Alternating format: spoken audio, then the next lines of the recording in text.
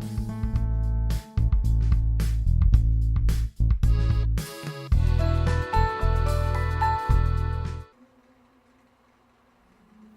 are you okay? Hey everyone, welcome back to the channel. My name's the Flip Gamer and we are playing Seduce Me. And we left off in the hallway. But first, before we get into that, me and Kaitlyn actually tried to film one of these episodes, and unfortunately my recording didn't really capture anything, which I'm very mad about. But this is another recording. This is Brandy Cam. Hopefully it gets everything and has, you can hear everything. So I'm recording this episode alone, and in the next part we'll be back with Kaitlyn. Alright, let's get into this. So Naomi just said, hey, are you okay? Let's go. We'll probably be late for class. We'll be late for class. I suddenly felt the need to walk away, so I did. Naomi and Zuzu scrambled to catch up and follow at my new quickened pace. Sheesh, Anderson. You look like you saw a ghost. Well, we kinda did, Zuzu. The little figure behind Lisette. Are you really okay? That fall was pretty bad. Oh yeah, by the way, we fell. I didn't know. We did fall. Think she saw underneath Lisette's cake face and saw the devil itself. Well, she kinda did. Oh, Suzu, hush! No, something was wrong with Lisette. It was more than just being herself, her mean self. It was more than just her being mean. Goddamn. There was something or someone watching over Lisette. Or they were watching me behind Lisette. Well, what they were doing, I didn't know, but it was definitely demonic. Surprisingly, the rest of the school day went off without any incident. I went to my classes, had lunch, and was anxious to get home.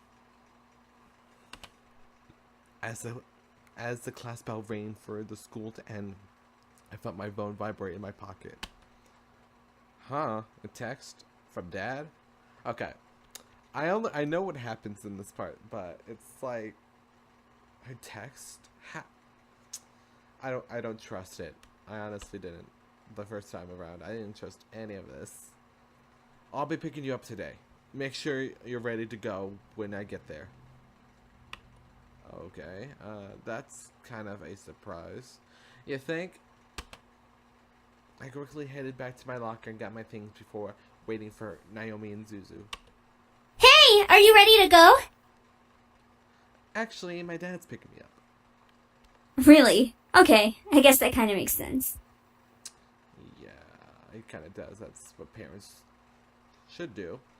But she lives in a whole big house by herself, so, she has to get home another way. We'll drive home together next time.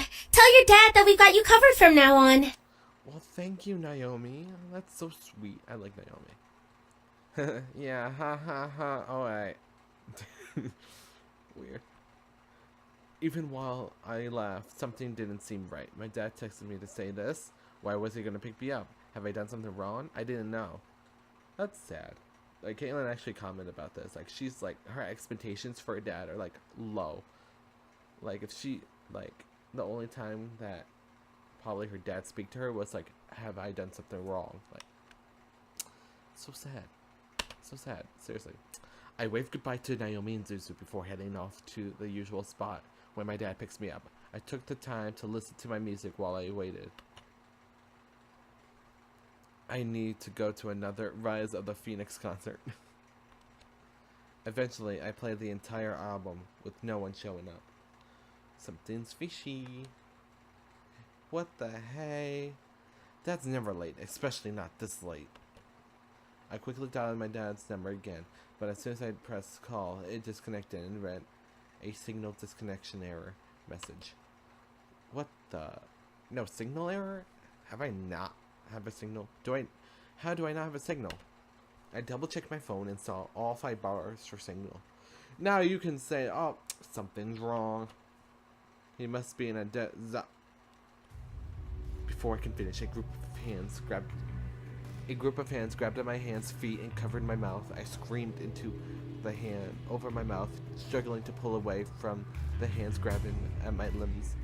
It felt disgusting and scary, feeling hands on me. I needed to stop. Hey! Don't dirty up Malix's prey! Apparently, this is us. Yeah, this is all like this is great design, but just the weirdness of the artwork is just weird. The voice, which sent a fearful shiver down my spine, whispered into my ear. You're coming with me, Miss Anderson. I couldn't fathom what was happening. Before I knew it, I was blindfolded and my limbs were quickly tied up. I felt myself being carried somewhere and was shoved into something that echoed the interior of a bus or a van. The doors closed and off I was taken, unsure of where I was going and why. All I knew was that I was in trouble. All I saw was darkness. I felt numb as I was taken to a place I didn't know of. I couldn't even move my lips to scream. Zoom zipped past my ears, first the interior of a car, then outside, then an echoey space with whispers and cracks of people vibrating through it. However, the wrapped around my eyes was eventually removed from my face and my bonds were cut. It took a while for my eyes to adjust, but I found myself in a warehouse surrounded by doubles, including Malix, who was smirking at me. Nicely done! I'm sure those little shits will come running to find you when they realize you didn't return to your precious little mansion. They'll search everywhere for you. Oh, Malix walked over and set the barrel of his gun against the skin between my eyes. It'll be so funny when they find your dead body instead. Oh, hell no. No. You can just, get away from here. Bye-bye. We are fighting. Fight for this. Because that's the option we chose last time, and it's a great story what we did. No way this was happening. No way was I going to let myself be a victim of this. I gotta remember what was in that book. What are you whimpering? Are you praying that the boys will come and save you?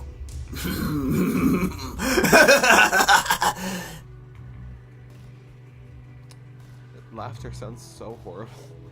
I kept grumbling, trying to remember, and shut my eyes. Studying for a brief second wasn't enough to keep a spell in my mind, but I had to try something. Anything.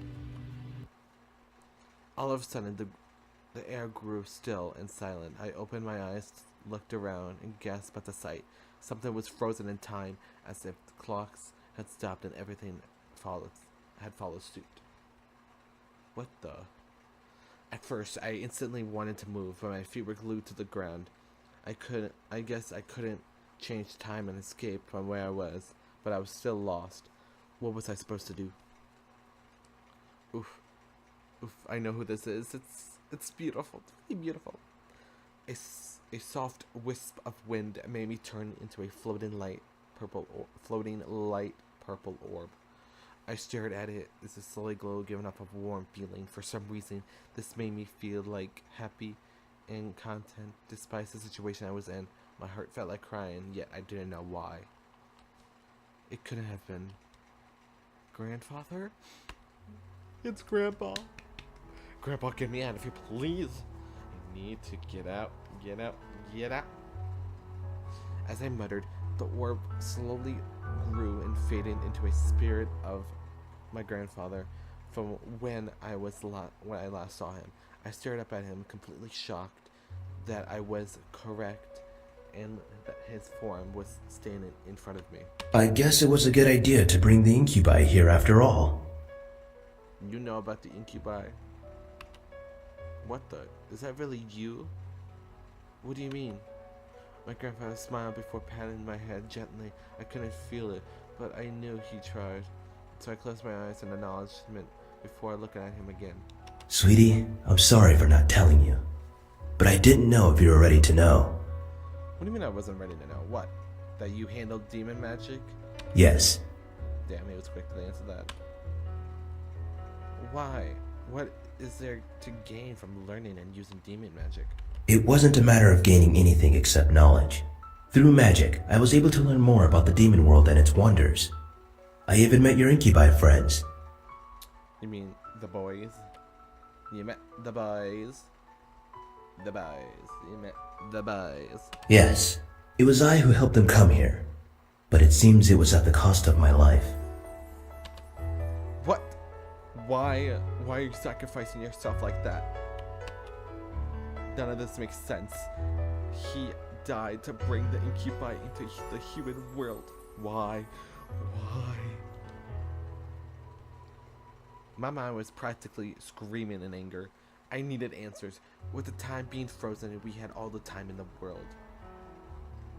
Well, I guess that's true. I mean, yeah. Why would you die for something like that? Why leave us alone? Why leave me alone? Why did you leave me to your horrible son? I wasn't intending to, my dear. But now that I'm gone, you have a chance to find yourself without anything hindering you. What? Your father had always been so hard on you. I'm to blame for that. He learnt of my studies before he married your mother and pushed me away, promising to never follow in my footsteps. As he was my son, I still loved and cared for him. I helped him in little ways, from paying bills and making sure he had food to come home with by adding money to his accounts. You don't know how hard your father worked to get to where he is now. But he shouldn't have to treat you like crap. I mean, for real. Like, he was so horrible to me. I stared, trying to take it all in. It was true that my dad worked really hard, but I didn't realize how rough he had it. When you were born, I couldn't have been any happier. I tried to give you as many toys as I could, but many of them were tossed away by your father to protect you from me. He stole my toys? My toy... He owned a goddamn toy factory, for God's sakes. Why would you throw them away? Those are mine. Ooh. I thought I would never be able to see you, but when I found you on the street, I was blessed enough to be given a chance. After I brought you back to your parents, I asked your mother to convince your father to let you visit me often, and he finally agreed. For a second, while I was trying to record this again, I thought, like, I read this so wrong. I thought she was adopted, so like she was a baby on the street, and then like the grandfather just like literally took him like to the parent, like her parents, and say, "I found this child on the street, take it." And I thought that was it. I was like, whoa. But Kaitlyn like explained it to me, saying it was just like, so, you know, the character Kaitlyn was at her grandfather's, and like she didn't want to go home, and then the grandfather took her back home, and they finally agreed to let her visit him more often. So, hooray for that. Why does Dad hate you so much? Why put that on me? Your father saw me as a monster. He was afraid I would hurt you. He wanted to protect you from me at all costs, even if it meant becoming a monster to you himself. Goddamn. I don't know how to feel about this. You did not know my father! You did not know what he was capable of! Oh, shut up, Mr. Anderson. He truly does love and care for you, but he doesn't want you to be as curious as I was. Curious? I chose to learn about magic. I grew curious about it. He thought that was wrong, so when I didn't give it up, he shut me out of his life. Well, goddamn. What a stubborn old man. Would you shut up, Mr. Anderson? So I did the only thing I could do. I gave everything I owned to you, including my hidden books your father never knew of. Hidden books. My head began to spin. There was too much information. It was all going so fast, despite the time not moving a single inch. I'm just so happy that my curiosity stayed with you. I'm happy too, grandfather. So my grandfather met the incubi. That seemed so surreal. I could hardly believe it. Yet here was the spirit of my grandfather telling me. It was almost like a dream. So you introduced them to the human world? That's right. I told them about the wonders of our world, and they all wanted to come to experience it. So I helped them come over and gave them everything they needed. They traveled everywhere, and I helped them as they learned more about humans. Then, I suddenly stopped breathing. I don't know why, but I believe it was because my time was up. After I died, the boys tried to come back. However, Malix attacked them instantly when they crossed his path. I used the last bit of my strength to guide them to the estate so they had a place to stay to heal. So that's why they were in the house. But they said they didn't know about the house belonging to anyone. I never told them it belonged to anyone. I merely told them to head to the estate for shelter until they could learn to live on their own.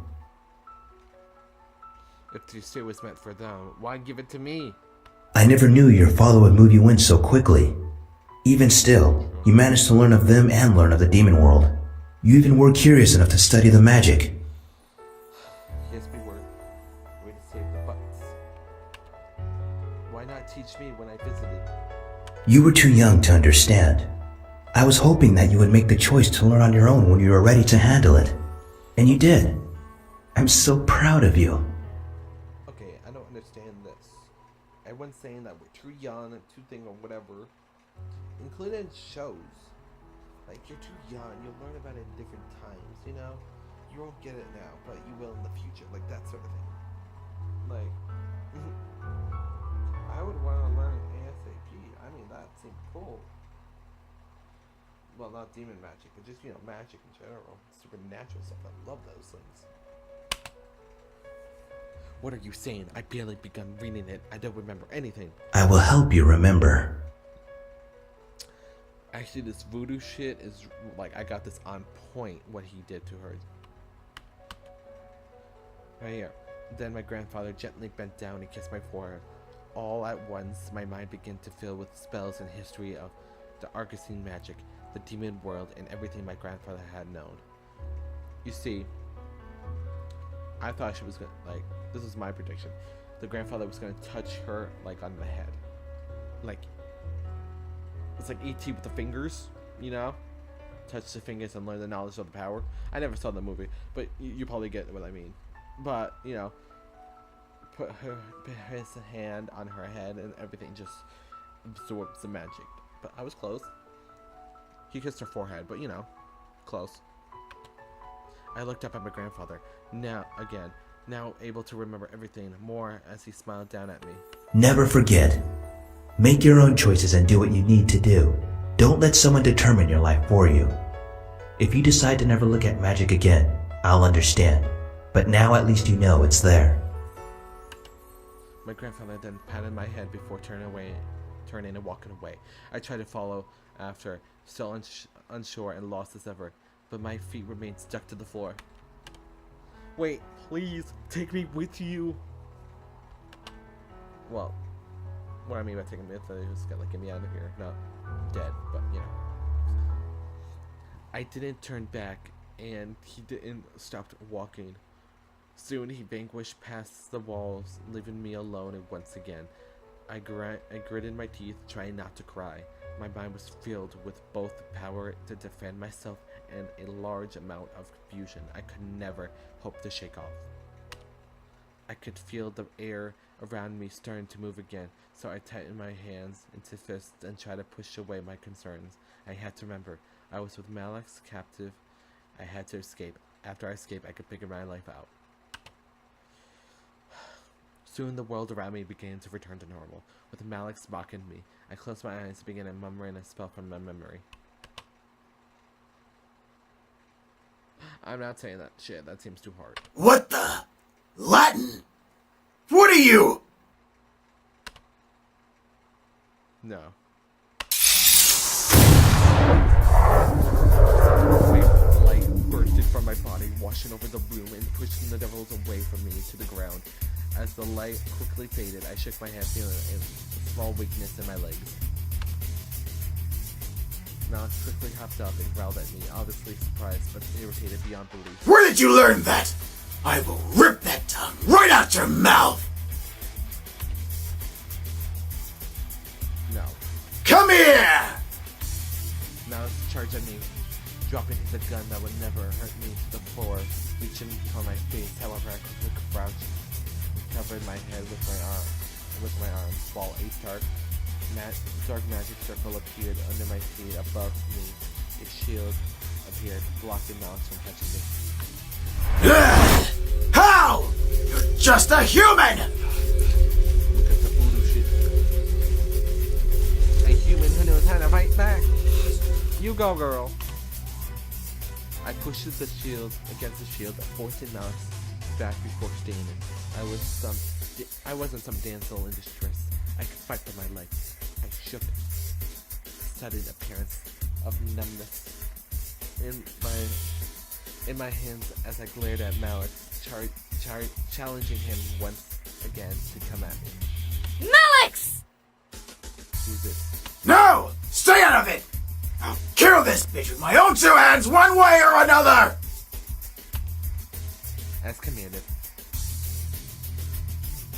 Eris stood away from us among with the other devils. The group watching us was lost in intrigue as I stood up against their leader. Oh, you must think you're some tough shit since you know some demon magic, huh? Well, guess what, princess? Demon magic consumes energy. I could play this all day, and when you finally lose all your energy, your ass is grass. Okay. I glared, knowing that what he said was true. I couldn't hold out forever, but I definitely had the energy to last a while until someone found me, or until I could overpower Malix somehow.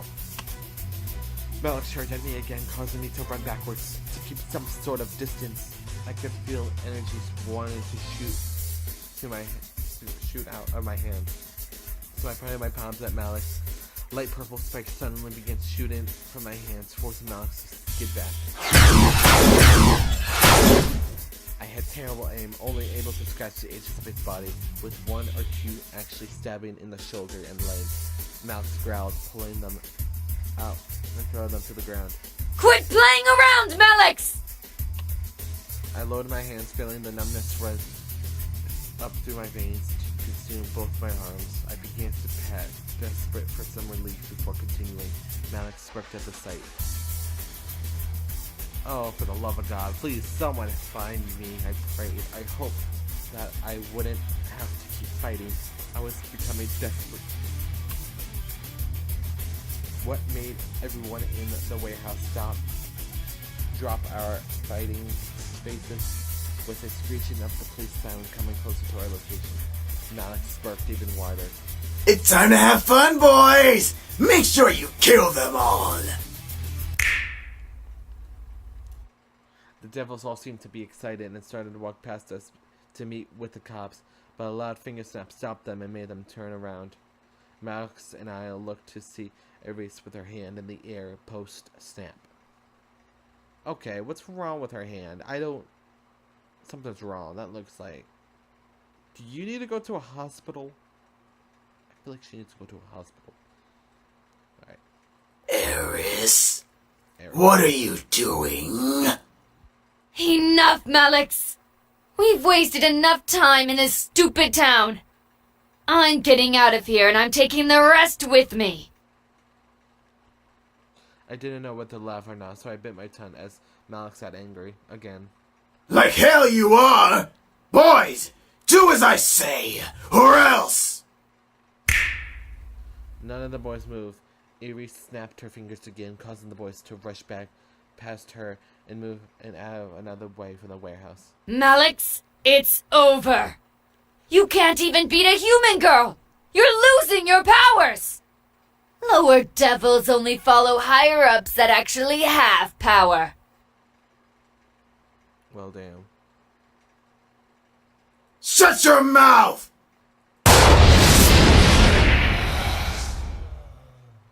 Well, that was loud. Okay. Malix summoned his gun to his hand and shot multiple times at Eris, who somehow managed to teleport away from the shooting line and reappeared by us. She shook her head, letting out a sigh before grabbing Malix by the neck and pulling him off of me. Malix started to choke. At least stared at him as we stared coldly at him. My God, I can't read. All this for a bunch of pretty boys. You must be stupid and desperate. Aries looked at me, making me tense up. Human! I suggest heading home to your pretty boys. You don't want to get involved in a supernatural investigation. It's a pain in the ass. She then turned back to Malix, glaring daggers into him as he glared back at her. You really think women are weak? Let me fix that, sweetie. You go, girl. Do it. And with that, Aries vanished into the shadows, taking Malix with her. As I was alone, the police siren stopped. I looked over to the open passage to see the incubi with a large police siren megaphone staring at me in surprise. Where is he? I swear I'm gonna... Oh, Sam. He's gone. Aries took him and left. They won't be coming back. It was so surreal. I was helped by a devil, but I quickly shook off the feeling. I was alive, and that was all that mattered. I forgot to stay alive, and there I was. The boys tried to question me, but James cleared his throat, catching the attention of his brothers and me. Let's just get you home, miss. There's nothing more to see here. Yes, take me home. Take me home. I would like that very much. Altogether, we began to walk out of the warehouse back home. There was no way in hell anyone was going to find out about this. It was over. Malix was gone, and the boys were finally safe. A wave of relief ran through my body at the thought of never having to deal with that group again. At the same time, a pang of realization hit the back of my mind. The boys were only going to stay until after Malix was defeated. That was our deal. As we approached home, I could feel something heavy weigh down on my heart. It was late, but the boys let me inside and turned on the lights in the lobby. Finally, we can relax. Yes, we can all relax. Matthew? It will be good to have some rest without devils breathing down our necks. That would be nice too. I'm just tired. Can I hit the hay early? I think some sleep would be good for all of us. Yes, sleep. We're all tired. I looked to Damien, knowing he could read my mind, and frowned. I didn't want him to know about my thoughts on the situation. Yeah, bed sounds good. I wanted to just end tonight. Too much had happened, and I felt dizzy just trying to figure it out. However, Damien spoke up, stopping all of us from moving. Should we be gone in the morning? The air became still with tension. The realization of the situation hit the boys like a wave, forcing them to turn to me in curiosity. They had remembered their deal, and now were waiting for me to decide their fate. However, I knew my answer. Yes, you can stay. It's okay. It's fine. I couldn't keep them from here. Why couldn't you? It's so easy to do. You're gonna be alone in this huge mansion. I knew I couldn't. There were demons, and I was a human. I needed to deal with my own life beyond anything else. If they boys stayed, my life would only become more complicated. So, I think that would be best. Why? I hate. So sad. James nodded in agreement, keeping a professional tone in his voice as he replied to me. Then we will be gone before you wake, miss. Thank you for letting us stay here as long as we did. I'm sorry to see you go. I don't want you to go. I don't want anyone to go. I could feel the upset emotions of the incubi reverberate in the room, but I couldn't change my mind. I had too much going on in my life to let them stay, no matter how much I wanted them to. It was a pleasure to have served you, beautiful lady. Well, thank you. It was hard watching each boy turn away from me for the last time. I stood there waiting for them all to leave the lobby. I guess this is goodbye. Yeah. Have a good one. Thank you. I stuck to my guts. I knew I was making the right choice. Thank you for having us, miss. Maybe we'll see each other again. Maybe. Maybe not. Goodbye.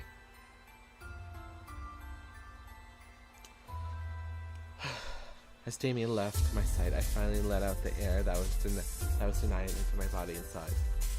My life would return to normal. Well, as normal as it could be. However, I was smarter and wiser than before. I knew of things beyond humanity now. I had to come to learn about the boys and about the existence of the supernatural. I wasn't blind to what was beyond human life.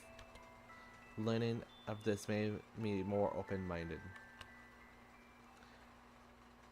I nodded to myself, heading to my room, closing the door, and mentally allowing the reality of the situation to sink in.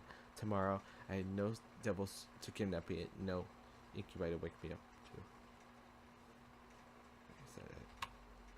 I went to bed, accepting and not regretting anything. Alright, guys, I'm gonna end this part here. I hope you had a great. I hope you guys like this video. Please like, share, subscribe. That would be great too. Kaitlyn will be back in the next part because I don't want to bother her with this part again, so it's fine. And I hope you have a wonderful day. See you later, guys.